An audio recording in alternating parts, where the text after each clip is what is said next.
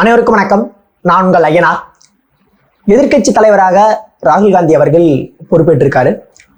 இதனால் வரையில் எந்த பதவியும் வேண்டாம் அப்படின்ட்டு புறந்தள்ளி கொண்டிருந்த ராகுல் காந்தி அவர்கள் எதிர்க்கட்சி தலைவர் போஸ்ட்டை வாங்கினது மிக மிக முக்கியமான ஒன்றா பார்க்கப்படுகிறது. ஏன் அப்படின்ட்டு கேட்டீங்கன்னா, இங்க இருக்கக்கூடிய பிஜேபியானது தங்களை எதிர்க்க யாருமே இல்லை அப்படின்ற ஒரே காரணத்திற்காக தான் அவங்க இதனால் வரைக்கும் மிக பெரிய ஆட்டத்தை போட்டுட்டு இருந்தாங்க.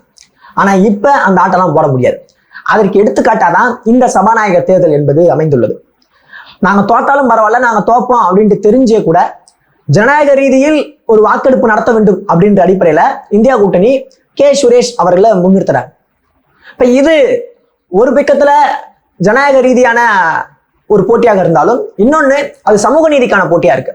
எப்படி அப்படின்ட்டு கேட்டீங்கன்னா, அதாவது தற்காலிக சபாநாயகரா அது வந்து ஒரு கௌரவ பதவி, எல்லா எம்பிஸும் பதவி ஏற்கணும் அப்படின்றதுக்காக வழங்கப்படக்கூடிய ஒரு கௌரவ பதவி தான். இதனால் வரைக்கும் தற்காலிக சபாநாயகரா நியமிக்கப்பட்டவர் நிரந்தர சபாநாயகரா நியமிக்கப்படவில்லை அப்படின்றதான் இந்தியா அவனுடைய வரலாறா இருந்து கொண்டிருக்கிறது.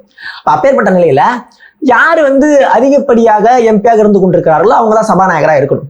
நீங்க அந்த வரிசையில பாத்தீங்கன்னா கொடிக்குன்னில் சுரேஷ் அவர்களை தான் முன்னிறுத்தி இருக்கணும். அவர் தான் 8 முறை எம்பியா இருந்து கொண்டிருந்தார். ஆனா நீங்க பக்ருத் ஹரி அப்படின்றவரை முன்னிறுத்துறீங்க. அவரு 7 முறை தான். அது மட்டும் இல்ல, அவரு பிஜி ஜனதா தளத்திலிருந்து தற்பொழுதுதான் பிஜேபியில் இணைந்தவர் அப்படின்றது குறிப்பிடத்தகுந்த ஒரு விஷயம். ஏன் நீங்க சுரேஷ் அவர்களை முன்னிறுத்தல அப்படின்ற ஒரு கேள்வி வருது. அதற்கு இந்தியா கூட்டணி வைத்த மிக முக்கியமான குற்றச்சாட்டு என்ன அப்படின்ட்டு பாத்தீங்கன்னா, அவர் வந்து ஒரு தலித் கேண்டிடேட்டா இருக்காரு, அதனாலதான் வந்து பிஜேபி அவரை முன்னிறுத்தல அப்படின்ற ஒரு காரணத்தை வைக்கிறாங்க. அப்ப நீங்க எந்த காரணத்திற்காக மறுத்தீர்களோ அதே காரணத்தை வச்சு நாங்க வந்து அவரை இந்தியா கூட்டணியின் சார்பா சபாநாயகருக்கான தேர்தலில் போட்டியிட வைப்போம் அப்படின்ற ஒரு ஆங்கிள்லயே நம்ம வந்து பார்க்கணும். சரிங்களா? அப்ப இப்ப வந்து ஓம் பிர்லா அவர்கள் சபாநாயகரா தேர்வு செய்யப்பட்டு விட்டார், அவர் வந்து பதவி ஏற்றுட்டார் அப்படின்றது ரொம்ப ரொம்ப முக்கியமான விஷயம் தான், இல்லைன்னு சொல்ல. கடந்த கால வரலாற்றுல எடுத்து பார்க்கும்பொழுது ஓம் பிர்லா அவர்கள் என்னவாக செயல்பட்டார் அப்படின்றதையும் நம்ம பார்க்கணும். ஏன்னா எம்பிஸை வந்து இங்க இருக்கக்கூடியவர்களை பதவி நீக்கம் செய்ததெல்லாம் இதே ஓம் பிர்லா அவர்கள் தான். இன்னும் சொல்லலாம், ராகுல் காந்தி அவர்களை பதவி நீக்கம் செய்ததும் இதே ஓம் பிர்லா அவர்கள் தான். ஆனா இன்னைக்கு அதே ராகுல் காந்தி போயிட்டு ஓம் பிர்லா அவர்களை பதவியில அமர வைக்கிறார் அப்படின்றது மிகப்பெரிய ஒரு ரிவெஞ்சா பார்க்கப்படுது. சரிங்களா? இப்பேற்பட்ட நிலையில ராகுல் காந்தி அவர்கள் எதிர்க்கட்சி தலைவரா பொறுப்பேற்றிருக்காரு. கடந்த 10 ஆண்டுகள் வரலாற்றை எடுத்து பார்க்கும்போது எதிர்க்கட்சிக்கான போஸ்ட் என்பது காலியாகவே இருந்துச்சு. யாருமே வந்து 10% இடங்களை வாங்கவே இல்லை. மொத்தம் இருக்கக்கூடிய தொகுதிகளில் ஃபர்ஸ்ட் பார்த்தீங்கன்னா 44 தொகுதியில் தான் காங்கிரஸ் வெற்றி பெற்றது 2014. 2019 எடுத்து பார்க்கும்போது 52 தொகுதியில தான் காங்கிரஸ் என்பது வெற்றி பெற்றது. இப்பதான் 99 இடம். ஒட்டுமொத்தமாக இந்தியா கூட்டணி 234. அப்ப மிக வலிமையான ஒரு எதிர்க்கட்சியாக செயல்பட்டு கொண்டிருக்கிறது இந்தியா கூட்டணி. இப்பேற்பட்ட நிலையில எதிர்க்கட்சி தலைவர் அப்படின்ற அந்தஸ்து மிக முக்கியமான ஒன்று. ஏன் அப்படின்னு கேட்டீங்கன்னா, ஒரு கேபினெட் அமைச்சருக்கு சரிசமமான அதிகாரத்தை பெற்றுள்ளவராக எதிர்க்கட்சி தலைவர் என்பவர் இருந்து கொண்டிருக்கிறார். அதாவது இங்க இருக்கக்கூடிய பல்வேறு விதமான விஷயங்கள்ல எதிர்க்கட்சி தலைவர் என்பவர் முன்னிலைப்படுத்தப்படுவார். ரொம்ப ரொம்ப முக்கியமானது என்ன அப்படின்னு பாத்தீங்கன்னா, தேர்தல் ஆணையர் நியமனத்துல கூட என்ன இருந்துச்சு, எதிர்க்கட்சி தலைவருடைய கலந்தாலோசனை என்பது வேண்டும்.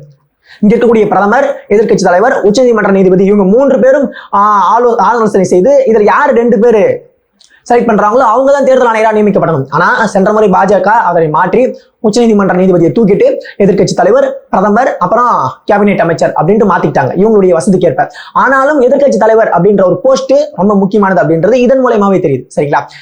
இப்ப என்னன்னா, எதிர்க்கட்சி கேட்கக்கூடிய அனைத்து விதமான கேள்விகளுக்கும் இவங்க வந்து பதில் சொல்லி ஆகணும். இதனால் வரைக்கும் சொல்லாத இருந்திருக்கலாம், ஆனா இப்ப சொல்லி ஆகணும். ஏன் அப்படின்னு பார்த்தீங்கன்னா, 234 எம்பிஸ் இருந்து கொண்டிருக்கிறார்கள். நீங்க தனிப்பெரும்பான்மையோடு கிடையாது, நீங்களே ஒரு கூட்டணியாச்சு நடத்தி கொண்டிருக்கிறீர்கள். இன்னும் சொல்லணும் அப்படின்ட்டு பாத்தீங்கன்னா, ஒரு சில அரசியல் திறனாய்வாளர்கள் என்ன சொல்றாங்க அப்படின்ட்டு பாத்தீங்கன்னா, விமர்சகர்லாம் இது வந்து ஒரு மைனாரிட்டி கவர்மெண்ட் அப்படின்ட்டு சொல்றாங்க. ஏன் மைனாரிட்டி கவர்மெண்ட் அப்படின்னு சொல்றாங்கன்னா, கடந்த கால வரலாற்றை எடுத்து பார்க்கும்பொழுது காங்கிரஸ் கட்சி சார்பில் 200 தொகுதிகளை வென்ற பொழுதெல்லாம் ராஜீவ்காந்தி போன்றவர் வந்து எனக்கு இந்த அரசு பெரும்பான்மையை கொடுக்கவில்லை, இந்த மக்கள் பெரும்பான்மை கொடுக்கவில்லை, அதனால் நாங்கள் எதிர்க்கட்சியாக செயல்படுகிறோம் அப்படின்ட்டு சொன்னார். முதல் தடவை 400 தொகுதியில் வெற்றி பெறாரு, 2வது தடவை 200 தொகுதிகள் அப்படின்னும் பொழுது நாங்கள் எதிர்க்கட்சியாக செயல்படுறோம் அப்படின்ட்டு தார்மீகமாக அவர் பதவி வகிக்கவில்லை அப்படின்ற ஒரு வரலாற்றை எடுத்து பார்க்க முடியும். ஏன் அதே போல மோடி அவர்கள் வந்து ஃபர்ஸ்ட் 2014 தேர்தலில் பெருவாரியான வாக்குகள் வித்தியாசத்தில் வெற்றி பெற்றாரு, பெரும்பான்மை பிடிச்சிட்டாங்க. 2019 பெரும்பான்மை பிடிச்சிட்டாங்க. இப்போ 2024 240 தொகுதிகள் தான் பெரும்பான்மை இல்லை. ஏன் அது போல இந்த அரசு வந்து ஒரு எதிர்க்கட்சியாக செயல்பட முடியல, எங்களுக்கு பதவி வேண்டாம் அப்படின்ட்டு ஏன் சொல்லலை அப்படின்ற ஒரு கேள்வியை முன்னிறுத்துறாங்க. அப்ப இப்ப வந்து நீங்க எமர்ஜென்சி பத்தி பேசுறாங்க யாரு, சபாநாயகர் அவர்கள் உள்ள லோக்சபால பேசிக் கொண்டிருக்கிறார். அதாவது எமர்ஜென்சி என்பது ஒரு கருப்பு நாள் அப்படின்னு சொல்றாரு. அதுல யாருக்கும் எந்த விதமான மாறுபாடும் கிடையாது. இப்ப அவர் பேசுறது வந்து சரியா தப்பா அப்படின்றதெல்லாம் கடந்து எமர்ஜென்சி என்பது ஒரு கருப்பு நாளாக அறிவிக்கப்பட்டது. அது வந்து ரொம்ப வரலாற்றுல மிக கொடியதுதான். 1975 ஜூன் 25ஆம் தேதி இந்திரா காந்தி அவர்கள் எமர்ஜென்சியை அமல்படுத்துறாங்க. கிட்டத்தட்ட 2 ஆண்டுகள், 1975 இருந்து 1977 வரைக்கும் அது வந்து கடைபிடிக்கப்படுகிறது. கிட்டத்தட்ட 21 மாதங்கள் எமர்ஜென்சி அமலில் இருக்கிறது. அப்ப பல்வேறு தலைவர்கள் அதுல கைது செய்யப்படுகிறார்கள். எடுத்துக்காட்டா வந்து ஜெயபிரகாஷ் நாராயணன் போன்றவர்கள்லாம் கைது செய்யப்படுகிறார்கள் அப்படின்னு பார்க்கலாம்.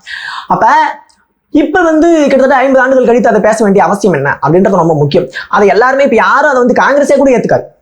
காங்கிரஸை கூட நாங்கள் செய்தது சரி அப்படின்ட்டு என்னைக்குமே சொல்லாது. அது ராகுல் காந்தி அவர்களே பலமுறை சொல்லியுள்ளார். நாங்கள் பல்வேறு விதமான தவறுகளை வரலாற்றில் செய்துள்ளேன், அதை நான் இல்லைன்னு மறுக்கல, அதற்காக நான் மன்னிப்பு கேட்டுக்கொள்கிறேன் அப்படின்ட்டு காங்கிரஸுடைய சார்பில் இருந்து ராகுல் காந்தி அவர்கள் தார்மீக பொறுப்பேற்று மன்னிப்பு கேட்டார் அப்படின்றது ரொம்ப முக்கியம் பல்வேறு விஷயங்களுக்காக. அப்ப இப்ப அதே காங்கிரஸ் என்ன பண்ணுது, சமூக நீதிக்காக போராடுறேன் அப்படின்ட்டு சொல்லுது. இங்க இருக்கக்கூடிய மக்களுக்கு சாதிவாரி கணக்கெடுப்பு எடுக்கணும் அப்படின்னு சொல்லுது. ஆனா இன்னைக்கு நீங்க வந்து உள்ள ஓம் பிர்லா அவர்கள் பதவியேற்ற உடனே இப்ப எமர்ஜென்சி பத்தி பேச வேண்டிய தேவை என்னவா இருக்கு? ஏன் அவர் இப்ப அதை பத்தி பேசுறாரு? ஏன் காங்கிரஸுடைய இப்ப காங்கிரஸ் தான் இதெல்லாம் பண்ணுச்சு, அதே காங்கிரஸ் தான் இப்ப வந்து சட்ட புத்தகத்தை கையில் ஏந்தி காங்கிரஸ் கட்சியினுடைய உறுப்பினர்களா இருக்கட்டும், இல்ல இந்திய கூட்டணியினுடைய உறுப்பினர்களா இருக்கட்டும், அம்பேத்கருடைய சட்ட புத்தகத்தை ஏந்தி அவர்கள் வந்து பதவி பிரமாணம் செய்து கொள்கிறார்கள். ஆனா இப்ப இவங்க இதன் மூலமா என்ன சொல்றாங்கன்னா, இவங்க தான் வந்து சட்டத்திற்கு அச்சுறுத்தல் ஏற்படுத்தினாங்க, கடந்த கால வரலாற்றை நீங்க மறந்துடக்கூடாது மக்கள் அப்படின்னு சொல்றாங்க. கடந்த கால வரலாறு தானே, முடிஞ்சது தானே. இப்ப இதற்கு மேல காங்கிரஸ் என்னவா செயல்படுது அப்படின்றதான மக்கள் பார்க்கணும்.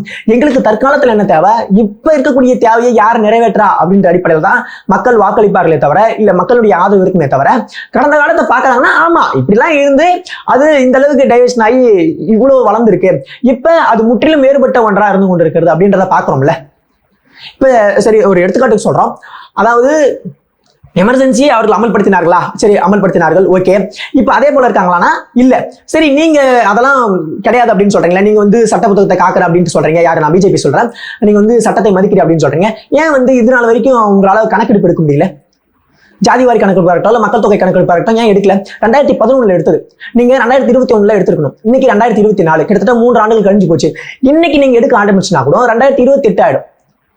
அது வந்து ஒரு சாதாரண விஷயம் கிடையாது. எல்லா இடத்தையும் மக்கள் தொகை கணக்கெடுப்பு இருக்கிறதா இருக்கட்டும், அதுல சாதி ரீதியான கணக்கெடுப்பு வந்துடும், அதுல பொருளாதார ரீதியான கணக்கெடுப்பு வரும். இப்ப இதன் மூலயமா தான் ஒரு அரசு என்ன நிலையில் இருந்து கொண்டிருக்கிறது அப்படின்றத புரிஞ்சுக்க முடியும். ஏன் உங்களால எடுக்க முடியல? இது ரொம்ப ரொம்ப முக்கியமான ஒரு கேள்வி இல்ல? இன்னைக்கு தமிழ்நாடு சட்டசபையில தீர்மானம் நிறைவேற்றாங்க, சாதிவாரி கணக்கெடுப்பு எடுக்க ஒன்றிய அரசுக்கு அழுத்தம் கொடுக்கப்படும் அப்படின்ட்டு.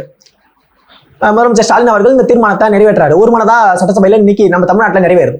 அப்ப இதை நீங்க முன்னிலைப்படுத்தி பண்ணுங்க. ஜாதிவாரி கணக்கெடுப்பு இந்தியா முழுவதும் வைங்க, சென்சஸ் அடிப்படையில் வைங்க. அப்ப எண்ணிக்கையின் அடிப்படையில் ஏதோ ஒரு கொடுங்க. இந்த கேள்வியெல்லாம் கேட்க வேண்டிய ஒரு அவசியம் இருக்குல்ல. நீங்க எமர்ஜென்சி பத்தி பேசுனீங்கன்னா அது வந்து சட்டத்திற்கு அச்சுறுத்தலாக இருந்ததுனால அச்சுறுத்தலாக இருந்தது, அதுல யாருக்கும் மாறுபட்ட கிடையாது, எனக்கும் அதுல மாறுபட்ட கருத்து கிடையாது. அது ஒரு கருப்பு நாளான கருப்பு தினமான ஆமா அந்த 2 ஆண்டுகள் மிக கடுமையான ஒரு இது இருந்தது. பத்திரிகை சுதந்திரம் எதுவுமே இல்லை, பத்திரிகைகள் எல்லாம் தணிக்கை செய்யப்பட்டு வெளியாகி வந்தது சுதந்திரம் இல்லாம. இப்பேற்பட்ட நிலையில நீங்க இன்னைக்கு என்னவா இருக்கீங்க? நீங்க அதை இன்னைக்கு வந்து அறிவிக்கப்படாத ஒரு எமர்ஜென்சியாக இருந்து கொண்டிருக்கிறது அப்படின்றது பிஜேபியின் மீது வைக்கப்பட்ட மிக முக்கியமான ஒரு குற்றச்சாட்டு இல்ல? நீங்க பல்வேறு விதமான டிவி சேனல்ஸ்ல வாங்கும்பொழுது என்ன விதமான குற்றச்சாட்டு இருந்தது? எல்லா சேனலையும் நீங்க கைப்பற்றி இங்க இருக்கக்கூடிய மீடியாக்கள் எல்லாம் போடி மீடியாக்களாக ஆகி கொண்டிருக்கிறது அப்படின்றது வந்துச்சுல, தெரிஞ்சது இல்ல? அதாவது ஒரு தேர்தல் நடக்குது, தேர்தலுக்கு முன்பு கருத்து கணிப்பு அப்படின்ற அடிப்படையில் வைக்கிறீங்க. முடிஞ்ச அப்புறம் என்னாச்சு? பிஜேபி 300, 350, 380, 400 இடங்களை பெறும். யாருன்னா 300க்கு கீழே சொன்னாங்களா? யார் எந்த ஒரு டிவி சேனல்லாம் சொல்லிச்சா? எந்த ஒரு கருத்து கணிப்பு நிறுவனம்னா பிஜேபி ஆனது 300 இடங்களுக்கு குறைவாக வாங்கும் அப்படின்னு சொன்னாங்களா? கிடையவே கிடையாது. 330க்கு கீழே சொல்லல யாரும். இன்னும் சொல்லலாம் அப்படின்னு பாத்தீங்கன்னா 330 இருந்து 380, 400 தாண்டி கூட போனா. ஆனா உண்மை நிலவரம் என்ன இருந்துச்சு அப்படின்னு பாத்தீங்கன்னா 240 தொகுதி தான். 240 தொகுதியை பெறக்கூடிய பிஜேபிக்கு இங்க இருக்கக்கூடிய மீடியாக்களினுடைய ஆதரவு அவ்வளவு தரம் இருந்துச்சு. அப்ப இதெல்லாம் எப்படி? கேள்வி இருக்குல்ல, இதெல்லாம் எப்படி? நீங்க எல்லா சேனலையும் ஆக்கிரமிச்சு வச்சிருப்பீங்க, இங்க இருக்கக்கூடிய சுதந்திரத்தை தடுக்கிறீர்கள் அப்படின்றது ரொம்ப ரொம்ப முக்கியமான ஒரு விஷயமா இருந்து கொண்டிருந்தது இல்ல? உங்களை பற்றியான ஆவணப்படம் வெளியாகும் பொழுது நீங்க எங்க இருந்தீங்க? அந்த ஆவணப்படத்தை வெளியிட்டீங்களா? அதற்கு இந்தியாவில் தடை விதிச்சிங்கல்ல? இப்ப இதெல்லாம் என்ன? இதெல்லாம் அறிவிக்கப்படாத எமர்ஜென்சியாக மோடியினுடைய ஆட்சி காலம் இருந்தது அப்படின்னு சொன்னாங்கல்ல. ஆனா நீங்க எமர்ஜென்சி பத்தி பேசுறீங்க. ஏன் பேசுறீங்க? அப்ப நீங்க அதுல இருந்து முற்றிலும் வேறுபட்ட ஒன்றாக ஜனநாயக ரீதியாக இருக்கணும்ல, நீங்க பிரஸ் மீட் கொடுத்துருக்கணும்ல. எத்தனை முறை மோடி அவர்கள் கேள்வி கேட்டு ஒரு சரியான ஒரு செய்தியாளர் சந்திப்பை கொடுத்திருப்பார், இங்க இருக்கக்கூடிய செய்தியாளர்களை கேள்வி கேட்க விட்டுருப்பார் அப்படின்றதெல்லாம் இருக்குல்ல.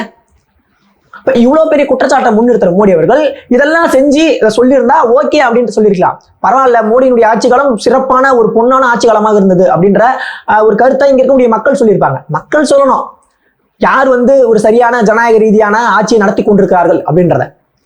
நீங்க ஒருத்தவங்களை குற்றம் சுமத்தி, அதாவது இந்தியாவினுடைய வளர்ச்சிக்கு, இப்போதைய வளர்ச்சிக்கு ஏன் என்ன காரணம் அப்படின்ட்டு கேட்கும் பொழுது அதற்கு நேரு தான் காரணம் அப்படின்ட்டு சொல்றீங்க. நேரு அவருடைய ஆட்சி காலம் எங்க இருக்கு, நீங்க பண்ற ஆட்சி காலம் எங்க இருக்கு? நீங்க என்ன பண்ணீங்க 10 ஆண்டுகள் அப்படின்ற ஒரு கேள்வி இருக்குல்ல. வேலை வாய்ப்புல உங்களுடைய முன்னேற்றம் என்னவா இருந்து கொண்டிருக்கிறது? இங்க இருக்கக்கூடிய மக்களுக்கு ஆண்டுக்கு 2 கோடி பேருக்கு வேலை வாய்ப்பு மேம்படுத்தப்படும் அப்படின்னு சொன்னீங்க, தரப்படும் சொன்னீங்க, ஒன்றும் தரல. விலைவாசி உயர்வு கட்டுப்படுத்தப்படும் அப்படின்ற ஆட்சிக்கே வந்தீங்க. சிலிண்டர் விலை 400 ரூபாய் ஏறதுக்கே நீங்க கொதிச்சீங்க. இப்ப சிலிண்டர் விலை 1000 ரூபாய்.